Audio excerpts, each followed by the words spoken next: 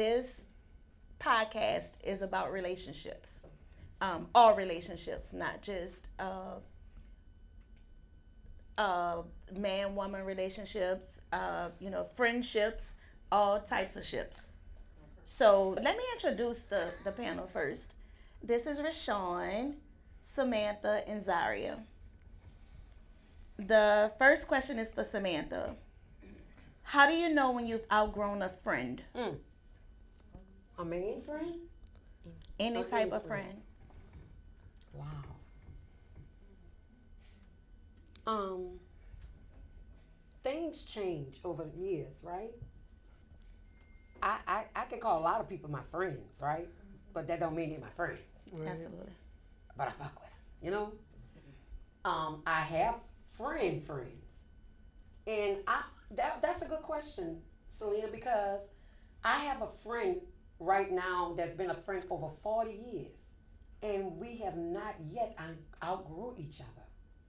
And I often wonder because they always say, God put people in your life for reasons and sometimes seasons, right? And I was thinking one day, damn, how me and her click so good till we still, even now, don't get me wrong, it ain't perfect. Right. We have our moments, but it mostly be me. I'm gonna take my lick. Cause that's the friend that's more humble and quiet and my ass be ready, you know? But I often wonder how we have never outgrew each other. But to answer that question, it's kind of hard for me because I'm a people person. Right. And I can get along with this whole room. Hear me out. Only thing gonna change that if somebody told you something that they assume or thought. But you gotta know me or your friend or a person for who they are. Right. Before you can really say I outgrew that person because I'm no better than nobody and I don't affiliate myself with people who think they better than me. Absolutely. Right? I ain't gotta have all you got. But it's not what you do, it's how you do it. And respect.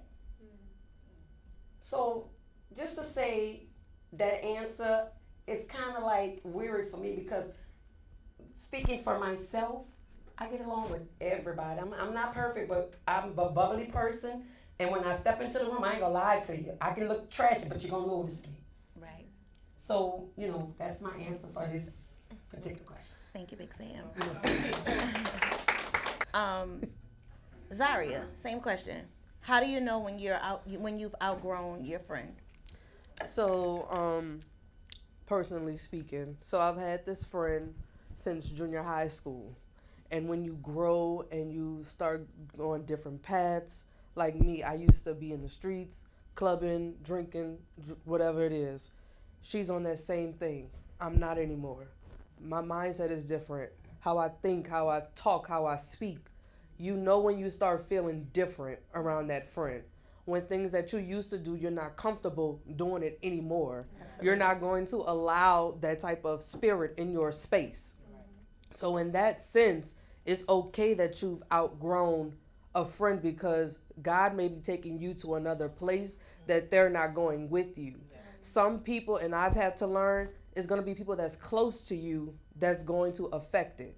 So you have to learn how to separate yourself in order for God to bring whatever blessings he has out of you and what he wants to bless you with. Sometimes you got to separate from people and sometimes you got to outgrow some people. And it's okay that you outgrow some people.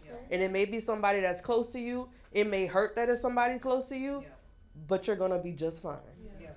Can I piggyback off of that? That's a good answer, because it kind of brought something back to me with my answer. But do that stop you guys from being friends? I'm just asking. Sometimes, yes. Okay. When that friend is still in that, I'm going to describe it as low to bar. Okay. Low to bar is the place that's very low that still encourages that type of behavior. You're not. If you are used to lying and doing this and doing that, and you just feel like I can't do this anymore. I can't click with you. The stuff that I used to do, I can't do that with you no more. Okay. I'm elevating. So it's not necessarily a bad thing. It may be bad because you had to exit the friendship. if that person changes in a sense, then yeah, we could come back and be friends. But when you're in a place and you know I can't kick it with you like that no more, then you've outgrown that friend. Okay. That's correct. That's correct. Rashawn, same question. Okay, so I would say that, can you repeat the question again? How do you know when you've outgrown a friend? Okay, right now, just a little background about who I am. I'm Rashawn, and I'm 40. I'm a mother of a 20-year-old and 18-year-old. So things are shifting. I think that when you are a good friend and you have good people around you, you can outgrow them, but you also can influence them. So Right. for instance, I'm outgrowing a lot of people. I'm outgrowing a lot of things that I used to do. Just last night, I was telling my friend, I said, look, girl, we having a good time, but I've been fasting, I've been working on other things. And though I'm stopping doing what I really enjoy doing, I actually, it don't feel good, but it's right to do. So it made her, say, well, you know what, bitch, I'm gonna go ahead on and go home. Go ahead on and go home, rest yourself, and get ready for tomorrow. So I think that even when you're outgrowing somebody or you're outgrowing a friendship, it doesn't always end in a negative way. You can also influence and have that type of opportunity to, make them think a little bit deeper. And Right. sometimes if it fall off, it just fall off with grace. Right. Absolutely. Right. Thank you, Rashawn. The next question is for Za. I'm going to give you this question first because everybody will get a chance to answer it. Okay. What do you do when your partner tries to force themselves on you and you're not in the mood?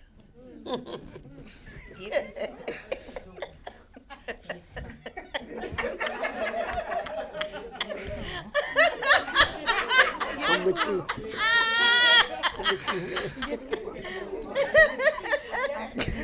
All right. I'm gonna answer. Lord have mercy. Okay, so when you do, first and foremost, before I answer that, when you link with when God brings you somebody, you are equally yoked to that person. That's your spouse, your kingdom spouse.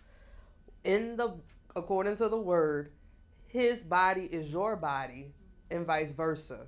When he wants it, you got to give it to him, and when you want it, he got to give it to you. However, if as a woman there are abuse cases, like if you've had a baby, things that happen, and also if you're not in the mood and your husband keeps forcing himself on you and you're steady saying no, no, no, that's coercion.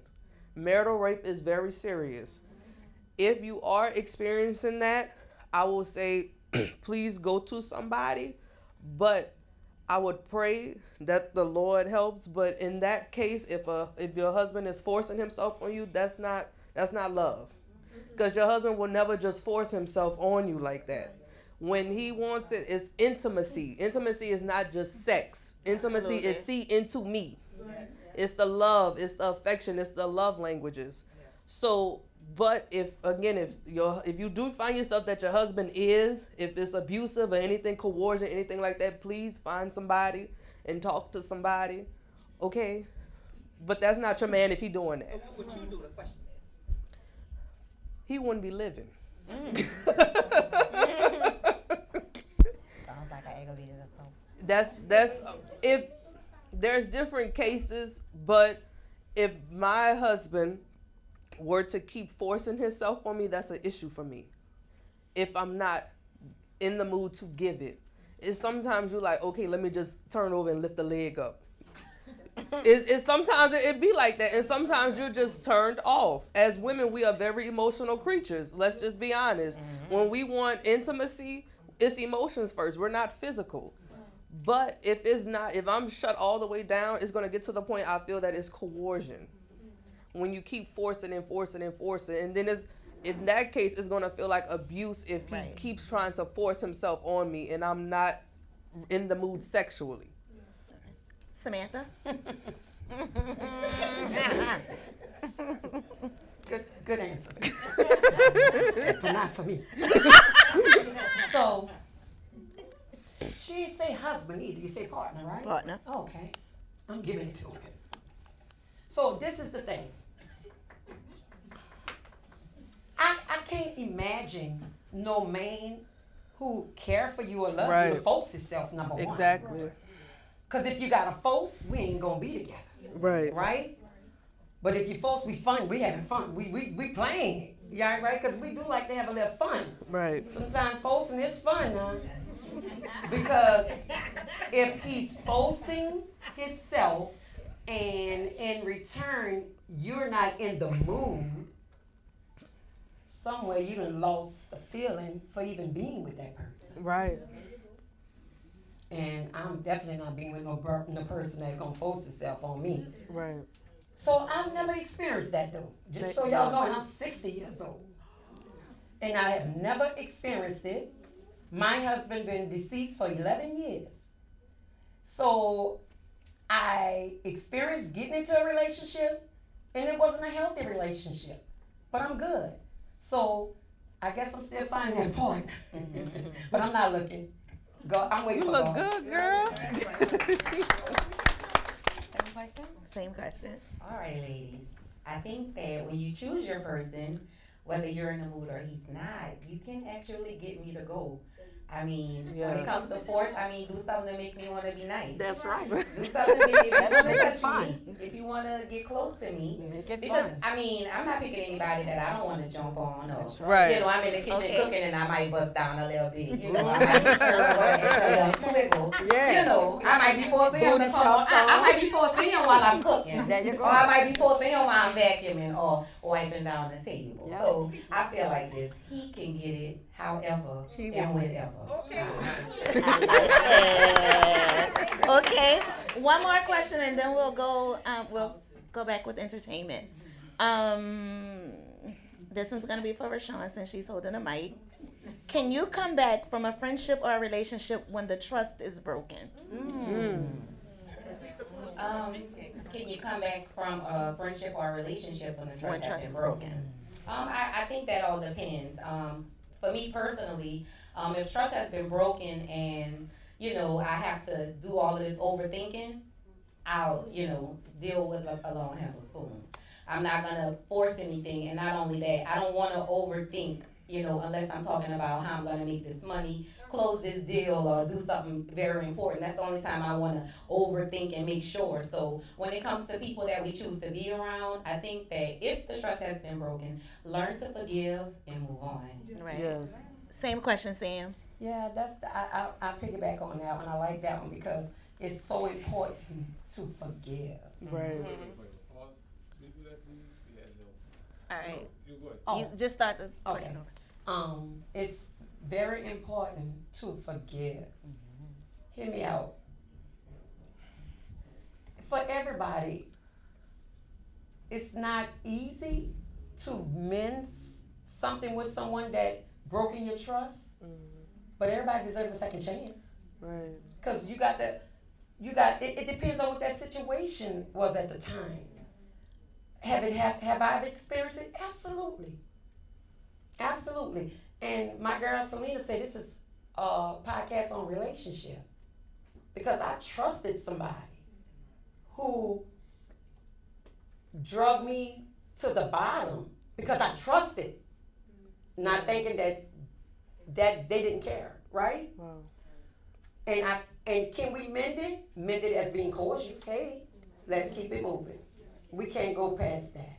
But I don't ever want to put in my heart where I hate, you know what I'm saying? Or wish something bad. Because what goes around comes around. And Yeah. karma is real. Yes. Right. All right. So now, I mean, it depends on, like I say, it depends on the situation for the trust because you know, you don't know if that person was in a situation and didn't know how to come to you with it, took something from you. You know, you may not explain it then, but it may be later down the years, and you sit down and say, "I'm so sorry, but I didn't know how to tell it to you." You know what I'm saying? Right. So you know, it can be manned. Yeah. What's the question again? Can you come back from a friendship or a relationship when trust is broken?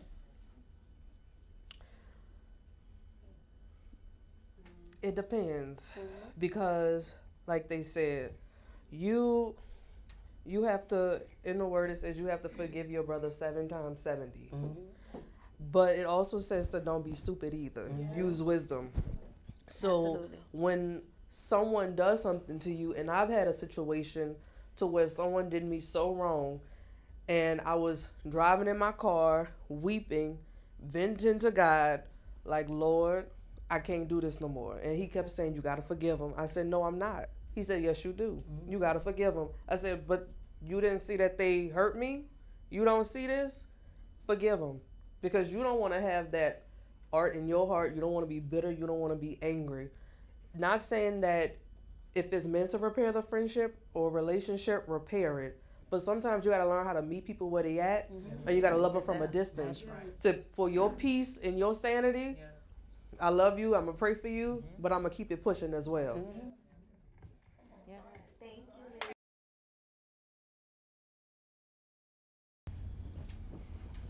Vicky, cousin, what's one piece of advice you would tell your younger self?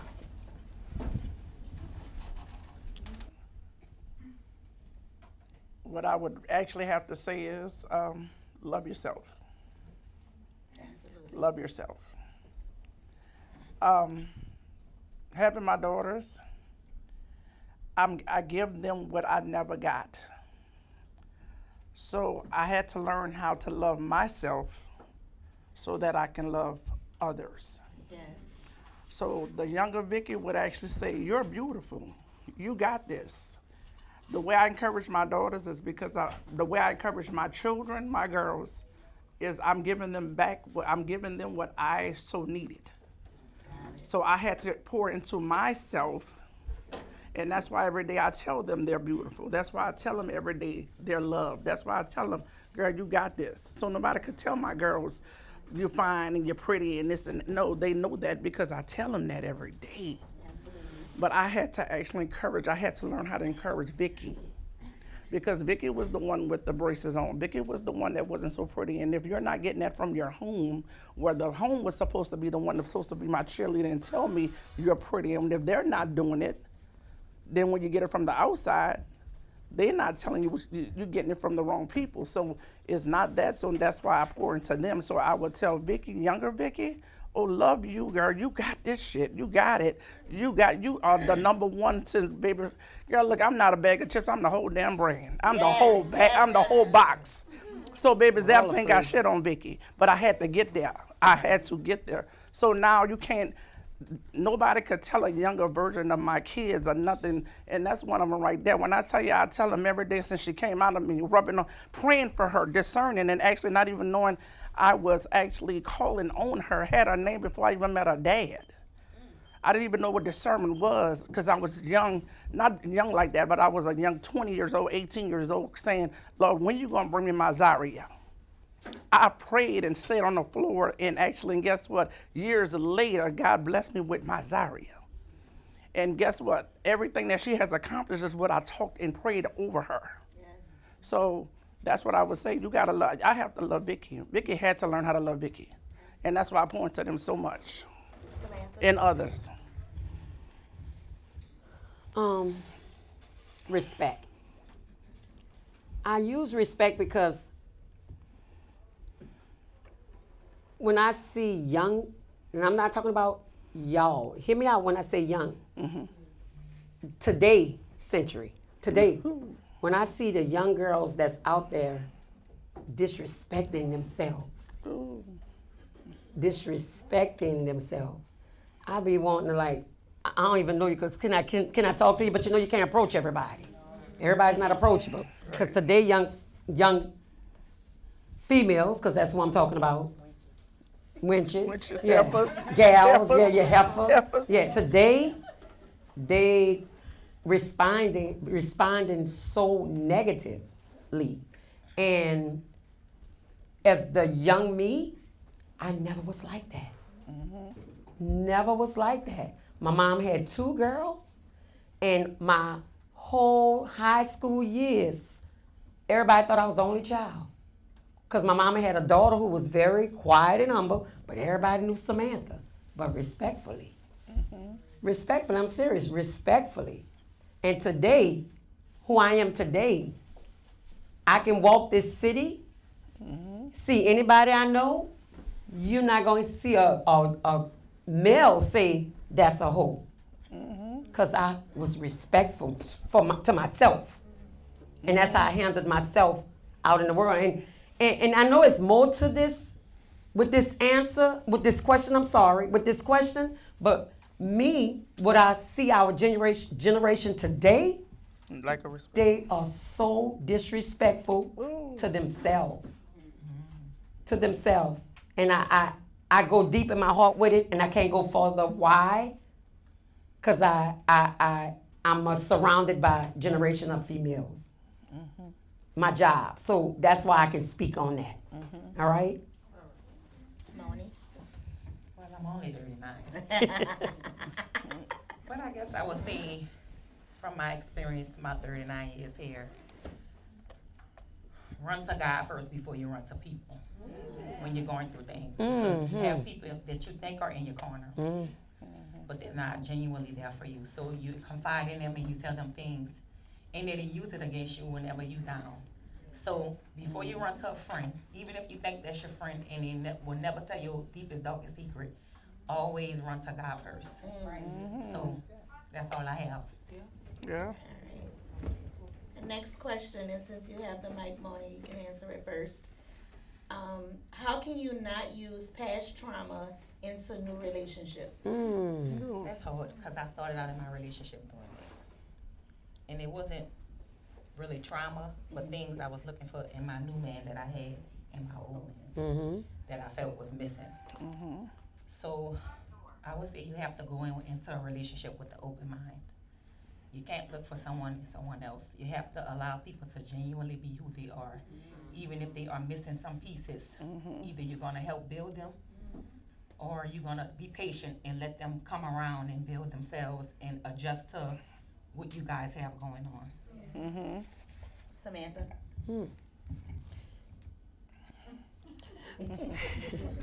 Y'all, and I know every time I get the mic, because a lot of this stuff can hit home, right? The experience of past trauma got me with my guards up. And I'm working on me still today. Remember, it has no age. Remember that, okay? I'm working on me still today because it's hard for me to let someone in because I was hurt by someone that I love so deeply. And I thought, because I'm going to move forward, that if I let someone in, I'm going to still experience that or have that guard up like, wait, because me, I'm a Leo, okay? So I'm quick to, when I need to chill, just be quiet and listen, right? Because it doesn't mean that they're coming at you all the time negative or in an ugly way, but holding my guards up, I need to let them down. I think that's why I'm still single, because I'm not for the bullshit. I don't have the energy anymore. I don't have the time. My oldest is 41, my youngest is 35, and I got 3 grandkids, love them to death, and that's what I'm enjoying. So I had to go to God, though. I really had to check myself, go to God, because I was losing myself. And y'all, I would have never thought I would lose myself. And hear me when I say lose myself. When a person can make you change who you are. So I was so strong on knowing that can't nobody change me. It can happen. We human. It doesn't make me less than who I am. I'm still Samantha. But trauma is something hard to get over. I'm serious. It's hard to get over. But I thank God every day. I thank God every day because He still have me here. I was blessed to see that 6-0. Like, come on, I'm serious. Like, I'm saying, okay, God got me here. He got me here for a reason. Yes, purpose. I still got something down there. So whenever it happened, I'm gonna let Selena let y'all know. When that big wedding gonna be, I'm just clowning. I ain't trying to get married to nobody. But I mean, the trauma really, really affected me, and I had to go to God with it. I really did. Vicky? Okay, they spoke on relationships. I love that, and what she did with another relationship. I'm gonna speak on trauma within yourself. Having trauma, young childhood trauma from people that supposed to have loved you, protect you. I bought that. I did a lot when it came down to, even down to what my husband, what he did, and I put that on my kids. You can put it on people that you love because you're actually, and you're not knowing that. So the things that I had to learn, y'all, because I had that wall up, but I let people little by little break it, that I actually said I trust. However, what I did learn is that I had to start speaking it. And I'm telling y'all, I'm 52 years old, and with the help of my daughter, like we pray every night, and we pray for each other. We pray for every, family members every night. She do one night, I do one night.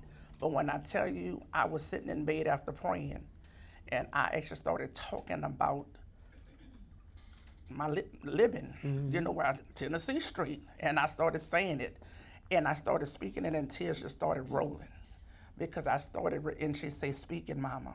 That girl right there, she said, "Speak it," and I started speaking it because I had to learn from my baby girl, because y'all, we couldn't go to the front door together for years. My baby literally would say, "Mama, you need to go talk to somebody because the stuff that you went through, I don't know why you're still here." She said, but it actually poured into us.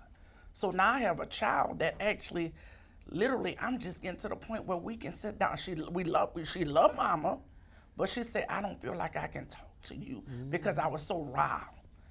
I was a raw, and I'm telling y'all, as soon as, because here, this is me. You're talking to me, I'm like, "You're done," because I'm listening to, or I'm defending. I gotta defend Vicky. So when you're talking to me, I'm listening. Okay, you're done, and I'm talking to you just like this. You're done, because now it's my turn, and I'm gonna give you. See, when you go there with me, I'm gonna take you straight to hell. But I had to pray that, because that's not me. I want to be a good person. And I can't I had to release them, people that is in the grave. I had to literally say, "God, my uncle Kirk, who y'all know, I loved him, but I didn't like him." And I had to say on this birthday, "I forgive you." I'm literally driving, screaming, "I forgive you, uncle. This man been dead. But 19 years living in a house with this man, is in the same room with my uncle. I did a lot of things, not sexually, God knows, no, but verbally, mentally. People don't understand. It's a lot of deals with abuse, trauma. It's not sexual, because I never was that. They would have killed them. My uncles would have killed somebody. However, it was the things that I was embedded in my head, and I bought that tongue. So as soon as somebody make me upset, my husband, I'm bringing it on my kids, and I didn't know that. And I had to release that and actually tell them, "I'm sorry. I'm sorry," and genuinely say, "I'm sorry." And my kids I had to hear, I forgive you, Mama. But you don't know until you're there in that space. Right. What you bring to your children, what you bring to it's not just a husband. That's a whole nother ball game right there. It was literally my childhood, everybody. You go in the house, "Oh, you living a good life." Yeah, but you don't know what happened in them four walls. That's why it's so good to say good morning. It's not what you say, it's how you say it. Because that one hello could be what makes it and breaks it, because I don't know what you're going through. So I can't tell how Selena, I smiled every day, and my husband was in ICU, y'all, last year. Every day, nobody knew but my children and my family. You gotta know, you gotta be sensitive. Season your words with salt. Yes. That's in the Bible. Because you never know what somebody is dealing with, and you can smile all day and be aching, and that was me for years. So because if you don't speak on it, you'll never let it go. But you have to realize you're not going to move forward in the relationship or building up something with someone else. You're not, because it's going to always be sitting on your shoulder. You got to speak on it. And our generation today, as young kids, our parents didn't tell us that. You speak when you were spoken to. That's how we was raised. You don't say, you better shut your mouth. You go in the room. So and see, our children, Nisa, they're in a whole another realm. Like, I'm not gonna sit in an area and I know they don't like my mama. But guess what? When we was younger, that's your auntie, that's your cousin, and you know they don't care for us, but I had to go sit in their company. And these days now, I'm not going where I'm not celebrated. I'm not going where I'm not celebrated. I'm not, and guess what? Just because you was invited don't mean you're welcome. I keep telling people that. You might be invited, but you're not welcome. That's right. Know the difference, baby. When the Holy Spirit starts speaking, listen. Listen. And that's my thing. I went a lot of places that I was going to that I was tolerated. Oh, that's going because that's Delphine's daughter. But you didn't want Vicky there, baby. You really didn't, because you couldn't stand Deli. You couldn't stand Anita. But you're going because guess what? That's my cousin. I gotta be in her company. No, we're not going. And see the generation now, the kids now, that y'all don't play that. We're not going. And that's what I love about them. That's what I love about them, because they're going to say, no, mama. See my baby? She'll tell you in a minute, I'm not going, mama. No, thank you. Bring me some food back, though, but I'm not going. The next question, Samson, you have the mic, answer first. How do you maintain your own identity while in a relationship? Because when I enter a relationship, I am who I am. Now, remind you, I don't want to. I go back to the last question, what I said when lost myself, because that was in about 5 years ago. But going beyond that, when I enter a relationship, I am who I am. When I got married, when my husband met me, he knocked on my mom's door looking for another girl's address.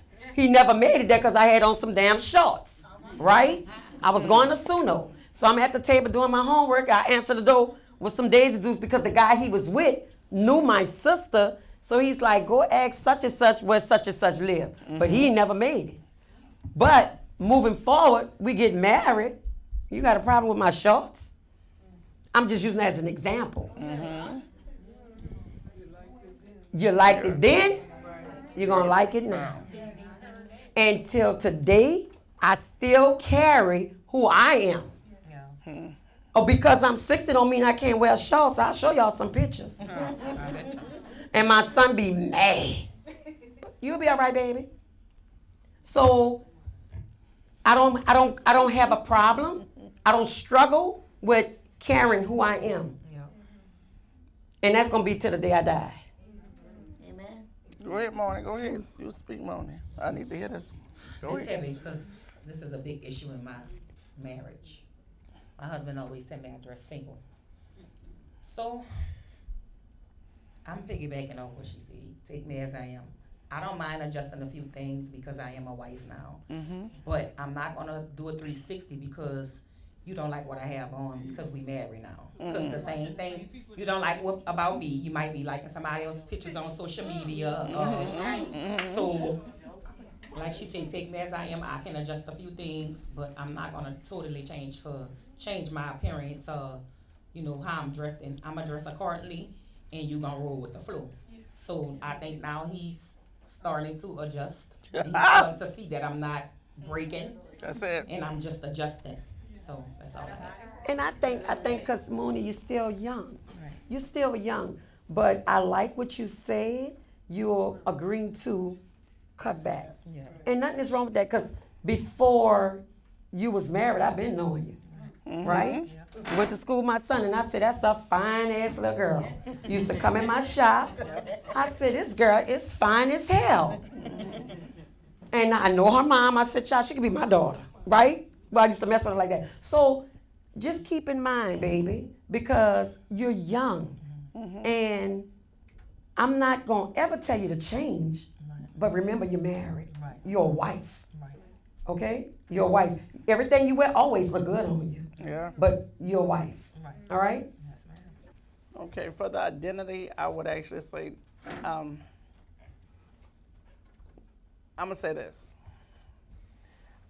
I teach my children that you want a man, because my girls, I want you with a good godly man, yeah. But also too, I want you to actually know that The man is there because you want him there. You deserve for him. He deserves to be in your company. I want my girls to know that I want you to still have. He's gonna be. We know you're gonna get your what? What you want, Zai? Your Samson, not a Boaz because he was old. She said so. She want a Samson. So we praying for that one, and it's already done. However, we know that I want her to not say, okay, the man is gonna be there. He's gonna provide, but she gonna also have hers. You're gonna always have yours. Absolutely. So I never want, and I'm saying it for me and mine, because I'm gonna say this. I actually, when I had my husband again, knowing I was told my husband was a pretty boy, baby. That ain't gonna last long. I'm gonna tell you, my sister told me that 26 years ago. That's what I want y'all to know, though. Cause see what God got for Vicky, can't no man touch. So what you said, that wasn't what you said, and she had to apologize on my wedding day, honey. No, that's Standing right. next to me. So he can't do nothing without Vicky, baby. Thank you. Vicky's the praying one that's still on her knees for that man. That's right. So guess what? If he talks on Vicky, his behind be in ICU and other things too. Because you can't talk on Vicky. And I'm going to tell you what the Lord loves. And it ain't no joke. You talk on me, I'm the one that, your grace is on me, on my head for you. So I'm going to say this. For identity, I always want y'all ladies to know, y'all always go for your bag. Do your bag. But you want your man. Your man is supposed to be a provider. You want a provider, not one that's going to lay on his ass. Yeah. Hell no. If he got to lay on his ass, he need to go. Yes. You need a man but don't lose you. You don't lose you, but also too, like you are married, baby. And you're a beautiful, fine woman. She is. But also to know, again, you're married. You're married. So some things that you used to do, people that you used to be around, how you used to hang, that has to actually chill out. Yeah. And they got to respect that. Like my man is an offshore chef. Hold up. He is. But let me tell you this. What he does do is when he's away, I'll go to Black Buzzard, Australia. But when he home, I got to be a wifey, baby. He was gone for 4 months. Now guess what? I got to be a wife. And guess what? All my girls, they respect that and know that. Steve home, we got to be a wife. When he leave, girl, I go wherever you want me to go. Right. But when he's home, I got to be a wife. Right. Absolutely. So that's all. That's me. Don't lose you, but go get your own bag. Have your bag, his bag, and everybody else's bag. But you're going to always go get your education.